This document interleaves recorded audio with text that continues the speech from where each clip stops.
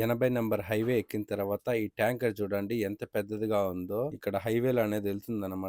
చూడ్డానికి చాలా పెద్దదిగా ఉంది ఇది ట్యాంకరు. ఇక్కడ 80 నంబర్ రోడ్‌లో ఇబ్బంది ఏమిరా అంటే ఈ రోడ్‌లో యాక్సిడెంట్ అనేది అయిందన్నమాట. కాబట్టి ఫుల్లు ట్రాఫిక్ జాము. 2, 3 కిలోమీటర్ల వరకు బండ్లనేది నిలిచిపోయినాయి. అంటే ఆ ట్రాఫిక్కు పోలీసోళ్ళొచ్చి బండి క్లియర్ చేసేంత వరకు ట్రాఫిక్ అనేది ఇలాగే ఉంటుంది. హైవేలో 120 దాకా మనం స్పీడ్ అనేది వెళ్ళొచ్చు. కొంతమంది 130, 140 ఎళ్తారు కాబట్టి యాక్సిడెంట్ అనేది అయితాయి. ఇదొచ్చేసి ఆర్మీ క్యాంపు. ఊరు అవతల అనేది ఆర్మీ క్యాంప్ అనేది ఉందన్నమాట. ఆర్మీ క్యాంప్ దాటుతానే మనకు మొత్తం ఎడారేనన్నమాట. అంటే ఇండ్లేముండవు. ఇంక మనకి ముతలా సిటీ వచ్చేంత వరకు ఇండ్లనేది ఏమి కనపడవన్నమాట. ఇక్కడ చూడండి మనం వచ్చేసి ముతలా రోడ్‌లోకి అనేది ఎంటర్ అయిపోతున్నాం అన్నమాట. ఇక్కడ ముతలా ఎంట్రన్‌లో మనకి బ్రిడ్జ్ అనేది మటుకు చాలా పెద్దది ఫ్రెండ్స్.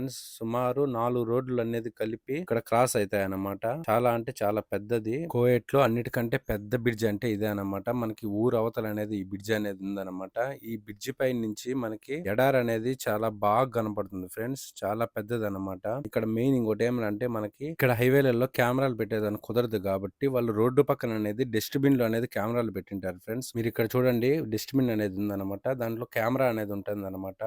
కాబట్టి చాలా మందికి తెలీదు.